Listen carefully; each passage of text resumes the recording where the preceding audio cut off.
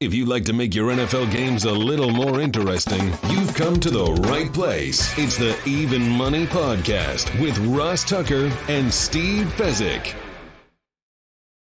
Yeah, Vegas, baby, Vegas. It is the Even Money Podcast presented by DraftKings Sportsbook, America's #1 rated sportsbook app. And by the way, what a glorious time to have the DraftKings Sportsbook app or the DraftKings app on your phone with March Madness. Good day here on Tuesday, March 23rd. Take a little bit of a breather. We're down to 16. Steve and I will discuss this in a little bit and have a chance to recalibrate before we make some more bets over at DraftKings this week. They got a crazy offer again. You bet $1 on any of these teams. If they win, you get 100. So 100-1 odds. More on that in a little bit. I am Ross Tucker, former NFL offensive lineman, 5 teams, 7 years, Washington, Cowboys, Bills, where else? New England, Cleveland, a bunch of podcasts. Ryan Fitzpatrick was awesome yesterday. If you did not listen to the Ross Tucker football podcast yesterday, you missed out. Some really interesting things about Tua Tagovailoa and Fitz proposing to his wife at a McDonald's attached to a gas station. Yes, the Harvard man. Unbelievable. Definitely check out the Ross Tucker football podcast.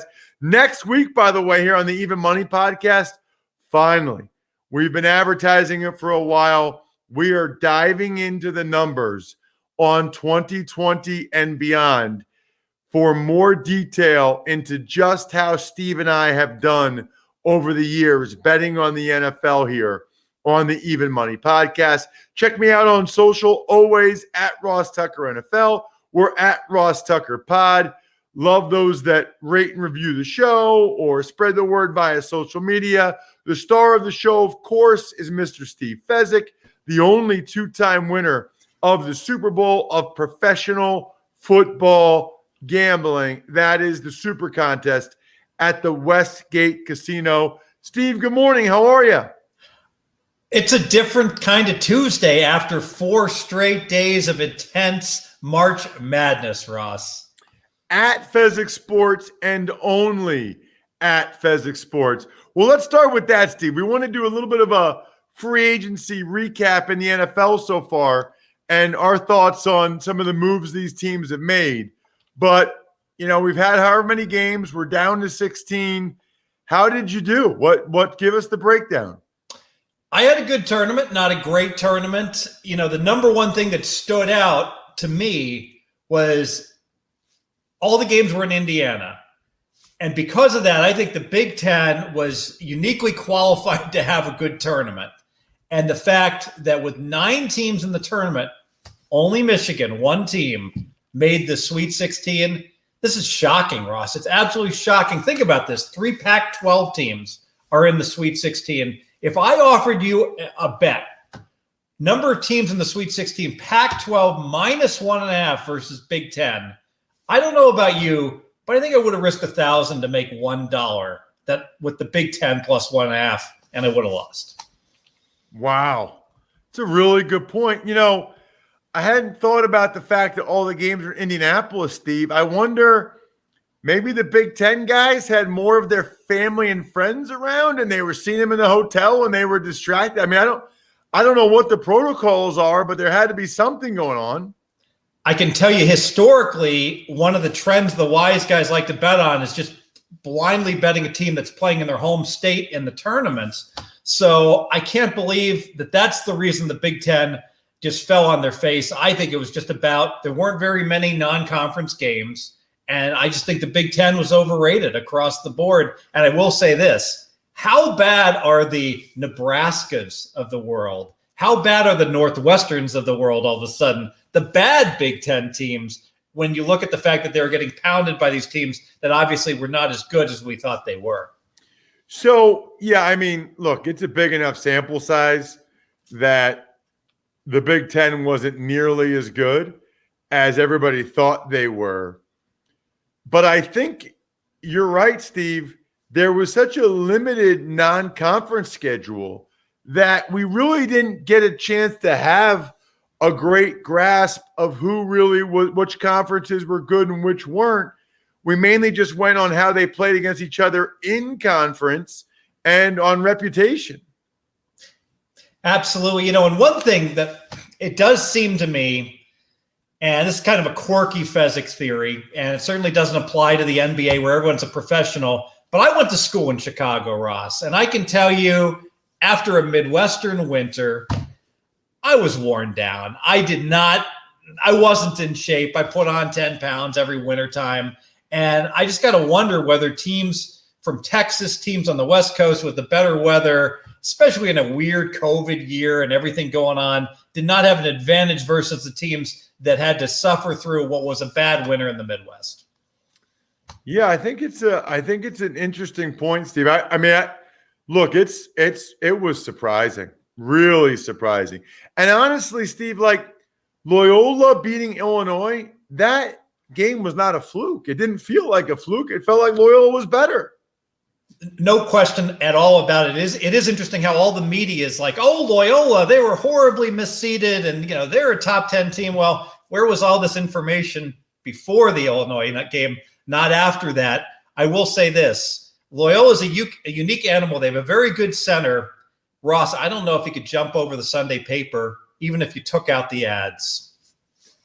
That guy needs to switch to offensive tackle ASAP. Cameron Krutwig.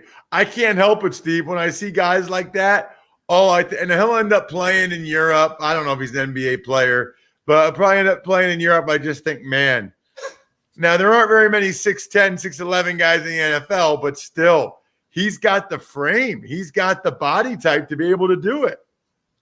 No doubt about it. And, it was just a pleasure to see him up against, Illinois' stud center and outplay him, even though obviously complete mismatch in terms of athleticism. But then again, by the second half, the Illinois center sucking wind and Krudwig's just going up and down the court. No problem. All right. So I think the big takeaway there for us is just when there's a limited non-conference schedule, we really can't feel strong about conference superiority or conference strength because we really don't know. I'm not going to put too much into the location part of it. Certainly seemed to me like Michigan having those fans there helped them against LSU last night. So it's hard for me to sit here and say that it's not good to be close to home or it's not good to have fans there because, the Michigan players really fed off the energy of having a lot of fans at that game to beat LSU last night. What are the takeaways, not takeaways, what are the lessons, if any, you have for people that want to bet on the Sweet 16, Steve? Well, I think that going back to the more of the same, when we saw the Big Ten struggling and the Pac-12 kicking butt, and then we had a game yesterday morning where we had Oregon against Purdue, and we had a buy-on conference, a buy-against conference, and I was on Oregon. I did get that one right.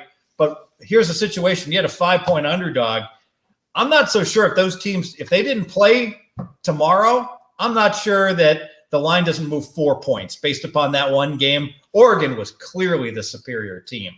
As far as to answer your question, going into the Sweet 16, this is a weird year. We're not going to play again until Saturday. Now, normally the basic strategy is take the Cinderellas and it strikes 12. They go home and they celebrate. They've overachieved. Their year is a phenomenal success. So you want to fade those teams. Typically, I don't know about this year. I don't even know. I got to research the schedules. Ross, do you know how many of the teams are going back to their campuses? I assume most, but I haven't even researched that yet in this COVID year. No, I think they're all staying in Indy.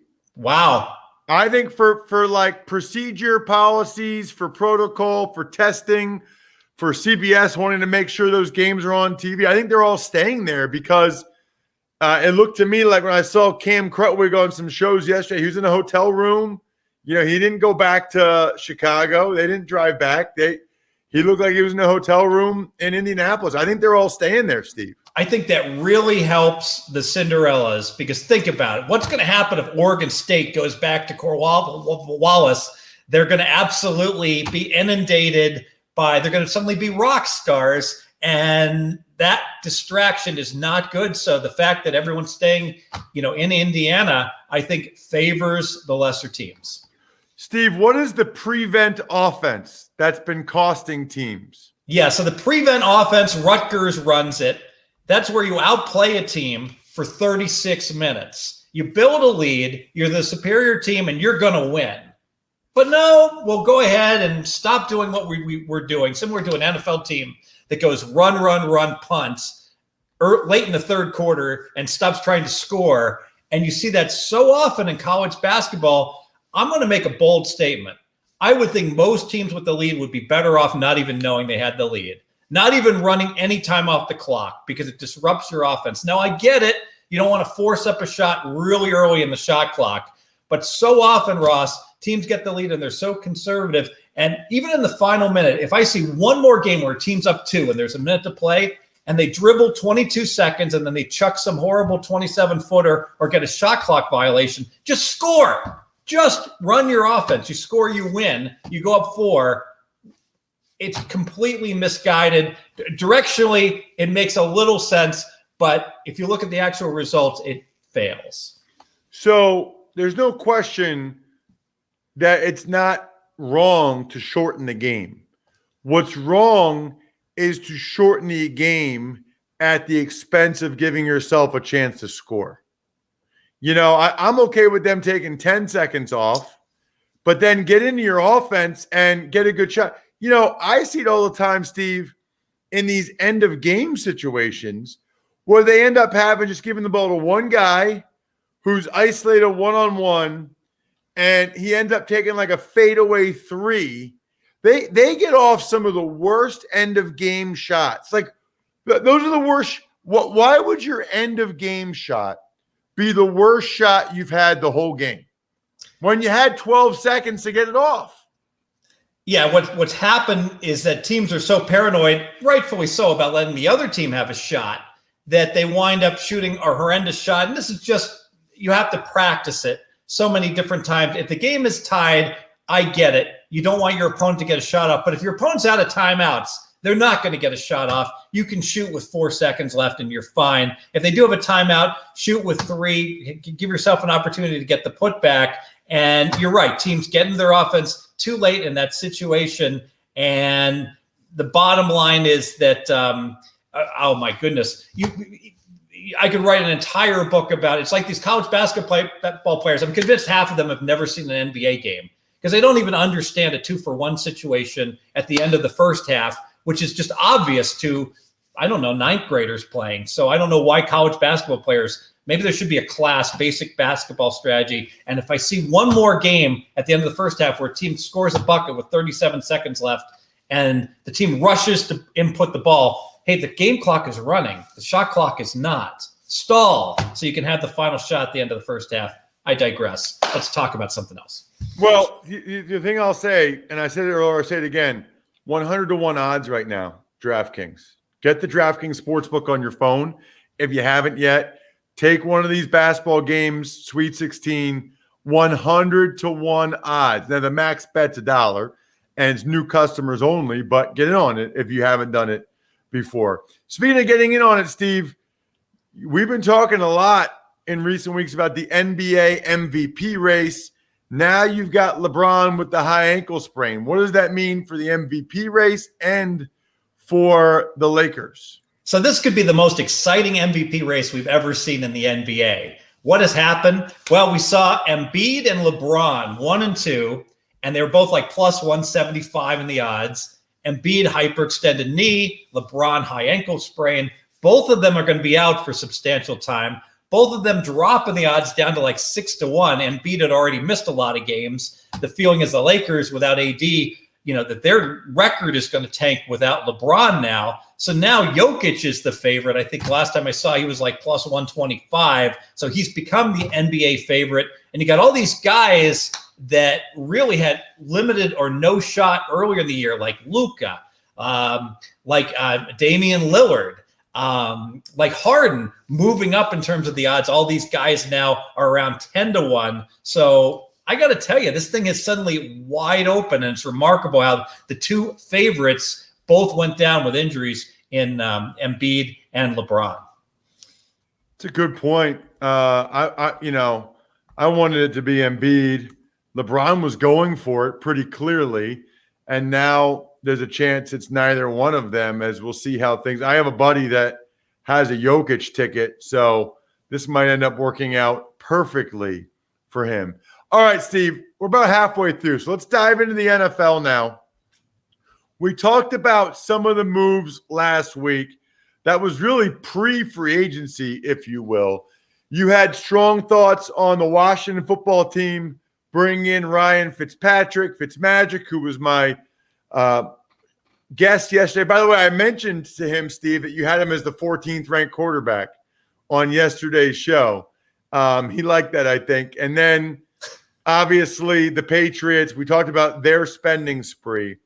I've got a few teams, situations in my mind that I think are actionable or noteworthy. I wanted to know, though, what sort of jumps out to your head after the last week or so of free agency. Well, I had an epiphany, and I got to give credit to RJ Bell because he actually, alerted me to this. So often we react in the media to things like, oh, New England, they opened up the pocketbook. Look at all these great signings. Look at all these receivers they brought in. And their divisional odds dropped from, I think they were like plus 550 to win the division to around plus 350. And did we really think New England wasn't going to, use that salary cap money? No. And so one thing I'm going to start actively doing much more of is before any of these signings, just look who has the most money available to sign free agents, because they're going to use it. And then the markets are going to react to, that they picked up a really nice wide receiver, 2 good tight ends. This is really favorable for the team. Bottom line, it really doesn't matter where you spend the money as long as you don't spend it completely foolishly. Why not bet on those teams before they acquire these players, and the market then goes ahead and reacts to that news? Bet before that reaction, get better odds. Ooh, that's interesting. Now, even though you don't know who they're going to get, it's really like during the season, Steve, when you just know the line's going to move in a certain direction and you're just trying to get closing line value. Absolutely right. So, to draw an analogy, boom, Ryan Fitzpatrick is suddenly out. Well, I don't need to figure out how much in the point spread Ryan Fitzpatrick is worth versus the backup. I just need to go ahead and bet against the Washington football team, knowing, hey, maybe the line's going to move 2 points, maybe it's going to move 4, but I got to get at that bet as soon as possible because everyone else is going to see it eventually, and the line certainly is going to move. So I've got some other thoughts I wanted to get your reaction to, especially as it relates to certain teams that are clearly being aggressive. I think we talked about it last week when you've got the Arizona Cardinals going ahead, J.J. Watt, A.J. Green, trading for Rodney Hudson, all in their 30s. You can tell in my mind, Steve, the teams that have GMs that know they are on the hot seat and are spending like they know they have to win that year. I think Arizona's in that category. The other one more recently is the Giants. I mean, based on people I've spoken to, it seems like they outbid themselves for Kenny Golladay at wide receiver, for Adoree Jackson at corner. It's very rare, Steve, for guys to get deals that big, that many days into free agency. Do you look at it and say that's good because Giants are pulling out all the stops to win this year, or that's bad because the Giants don't know what they're doing, they're overpaying for these guys, or that's good? I don't care if they're overpaying. I don't care what it means long term. It means the Giants are going to be a better football team this year. Well, I'm not an evaluator of NFL talent, but I can tell you that those who are think very highly of Adoree Jackson. They think very highly of Golladay. I can tell you that Detroit Lion offense did not work when Golladay wasn't in, and he only played 5 games. So the key with Golladay is he going to be healthy or not? I do want to address Arizona.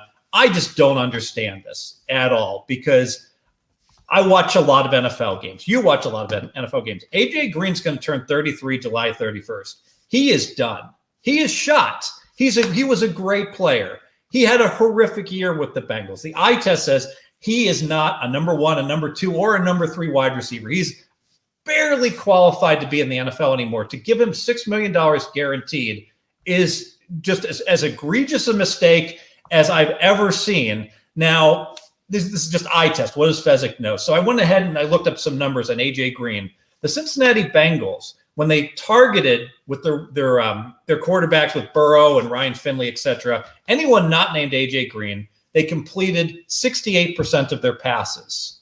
However, when they threw to AJ Green, they completed less than 50% of the passes that went to him. I can't recall if it was 45 or 47%. So literally, AJ Green was completely the weak link, and periodically he's meant so much to the Cincinnati Bengal organization that they said, we're going to target AJ Green this game, but he just got no separation at all. And even when he caught the ball, he only got 11 yards per catch, which is nothing special.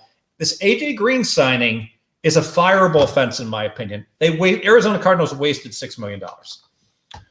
Speaking of the Bengals, they go ahead and you have Andy Dalton, their former quarterback, who was in Dallas last year.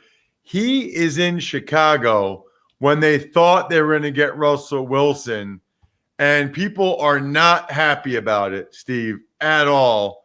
Your thoughts on Dalton in Chicago, where he has said he was told he would be the starter? I don't understand it because I look at Andy Dalton, I look at Mitch Trubisky, I look at Foles. All three of these guys are ranked from 25 to 29 in my quarterback ratings. Throw a blanket over all three. They're all identical. The bottom line, the Bears have been exceptional at finding above average backup quarterbacks to choose as their starting quarterback. That is not a successful strategy. Yeah, that's interesting, especially when they already had Foles, so they didn't need to pay Dalton the $10 million. And by the way, Steve, Trubisky only got $2.5 million, and the Bears cut Kyle Fuller, one of their 4 best defensive players, so they could afford Andy Dalton. Why didn't they sign Ryan Finley? Now, I get it. I'm sorry. Well, Ryan Fitzpatrick. I mean, are they anti-great beards? I mean, there's got to be.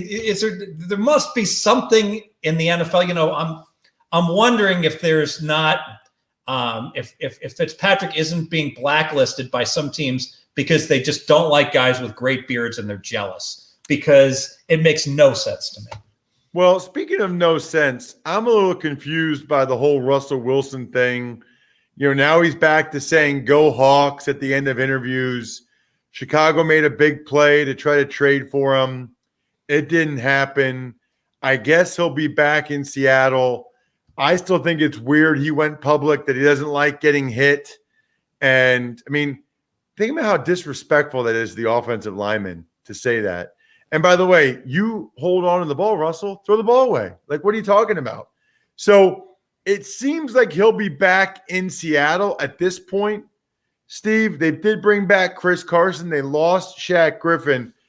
Did you ever think he'd be gone? Did the futures market ever impact that for Seattle? Do you have any thoughts on Seattle? No, for the most part, the expectation was always that Russell Wilson was going to come back. I will say this. I don't think the O-line has done him any favors. So you're right. You can't trash your O-line. You've got an O-line perspective there, Ross. So let's hope Russ goes ahead and splurges on some extra gifts for his O-line to patch things up that way. But for years, he did manage to evade the rush better than any quarterback. I think he's slowed down a notch. I wanted to ask you, what's the best gift you ever got from your starting quarterback over the years? Well, there was 2. There was Bledsoe back-to-back years. The one, he got us plane tickets wherever you wanted to go. So my wife and I used that for our honeymoon, which was amazing, to Hawaii. I think it was $1,500 each, like $3,000 he gave us. And then the next year he gave us Motorola Droid flip phones back when that was like the coolest phone out there.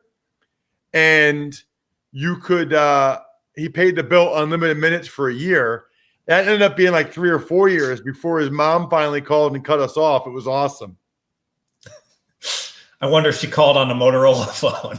I don't know. I don't know if I ever told you this story, but I called my mom after I got the phone, and she answered the phone, Steve, and was like, hello?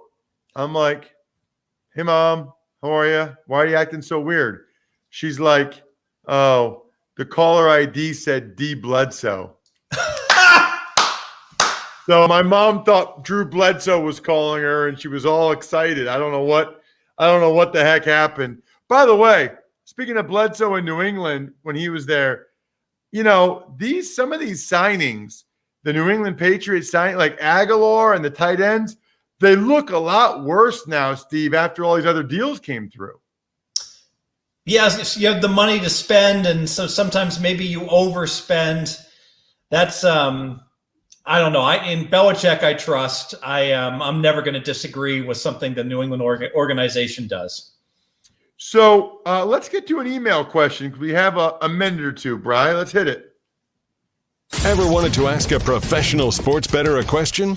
It's time to Ask Steve. All right, Steve. This one comes to us from Chris Aronchik from SteakhouseSports.com. Chris got a cool website. We got to have him on the show sometime soon.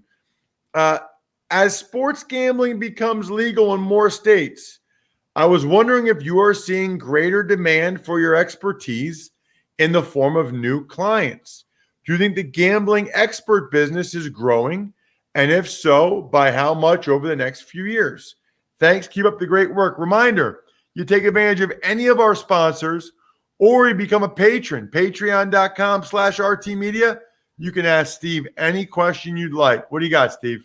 So it definitely is increasing the business. And the bottom line is you look at the average sports fan that bets a little bit on the side. Maybe he's had a local bookie, but maybe he's a dentist and he's got his own practice. And you know what?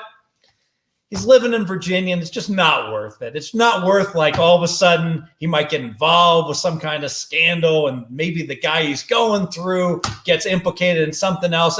Don't bother with it. But now that he can bet legally and licensed and regulated, and it's all on the up and up, that's a guy that instead of betting maybe a couple times a year during the tournament or the Super Bowl, all of a sudden is now betting every week. It's a good point. Yeah, Steve, you're going to be in a good business to be in. Follow him on Twitter @Fezzik Sports, and make sure you check us out next week because it is going to be epic. Sean Grady, our buddy from Australia who grades us each and every week during the NFL season, he has data upon data upon data for how we did different things I cannot wait to dive into. And the much promised recap of all the years we have to date. Sean will tell us where we really stack up. We get emails from you guys sometimes. You want to know? Well, you're going to know next week here on the Even Money Podcast. Other than that, good luck on betting on the NCAA Tournament at DraftKings Sportsbook this week. Hope you guys make some money. Thanks for listening to the Even Money Podcast. Make sure to also subscribe to the Ross Tucker Football Podcast, the Fantasy Feast, Business of Sports, and the College Draft. All available at Apple Podcasts, rosstucker.com, or wherever podcasts can be found. A lot of times on the show, I mentioned DraftKings. Here's what you need to know. You got to be 21 or older, New Jersey, Indiana, or Pennsylvania only. New customers only. Restrictions apply. See DraftKings.com/sportsbook for details. Gambling problem, call 1-800-GAMBLER, or in Indiana, 1-800-9-WITH-IT. By the way, if what I was talking about included a deposit bonus, doesn't always, sometimes it does. Deposit bonus requires 25 times playthrough, and deposit bonuses are paid out in site credit.